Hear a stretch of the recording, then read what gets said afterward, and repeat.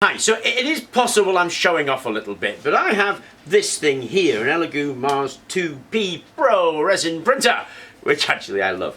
I've actually found this really super easy to use, and using it I've printed this. That may or may not be something to get excited about. It is a bucket for a Pelton wheel. And I followed that up by printing 12 in total. So I've got 12 Pelton wheel buckets and an acrylic disc, and obviously they fit straight on the disc. Now, one of the reasons I haven't made the Pelton wheels so far is because it's quite difficult to do this bucket. You need to carve it or mould it or cast it. But of course with a 3D printer it's a piece of cake. I mean, I just turned it on and it printed them out. So I'm going to make a Pelton wheel, but to do it I really needed the 3D printer, which is why I haven't done it before. You can make an approximation using these things, teaspoons, and we are going to make one using teaspoons in another video, but it's not going to be as good as that.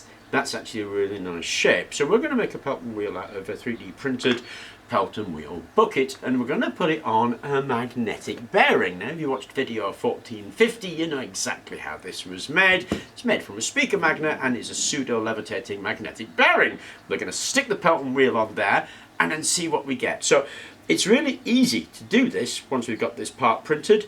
You basically just to arrange them and bolt them on. Okay, and there it is with this acrylic discs glued on. That's pretty obvious what I've done. I've just glued some acrylic discs on and glued the ring magnet on the bottom there. Now I got these from Thingiverse, actually. It's from this page here. And of course, using that magnetic bearing we made in 1450, the thing just slots on and we can give that a spin. It's pretty cool. Okay, so what I'm going to do is stick some magnets on there, put a coil over it, jet some water on.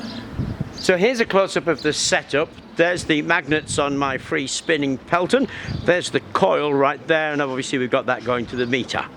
Okay, so we're spraying water around, so there's no chance of my phone getting anywhere near this, but I'll read the readings to you.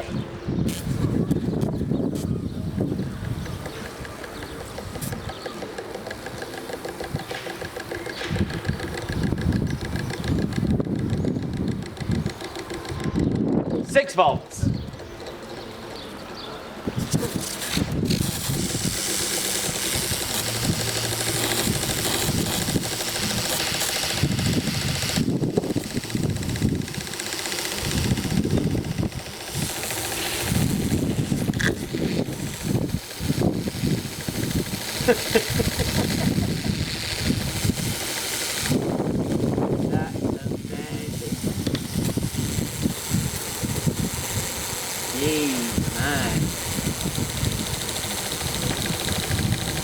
Okay, I'm wetting up. Okay, the speed on that was phenomenal. Hey, I mean, really cool. Now, I did use the ABS-like resin on this, actually, because remember, it's getting impacted. We used about a quarter to a half of the force that was available from the tap. We kept the tap turned down because it really got some speed up, hey. And we got about 6 volts out of it, and we got about 100 milliamps or so. So not bad at all when you think it was just that little coil on there. We've got some machine there. I think that's a pretty awesome thing. And if you fancy giving that a go, it really is easy to make. This bearing, remember, was video 1450. Anyway, I hope you enjoyed the video. I hope you're enjoying the water motor series so far. Thank you very much for watching, and please remember to like and subscribe.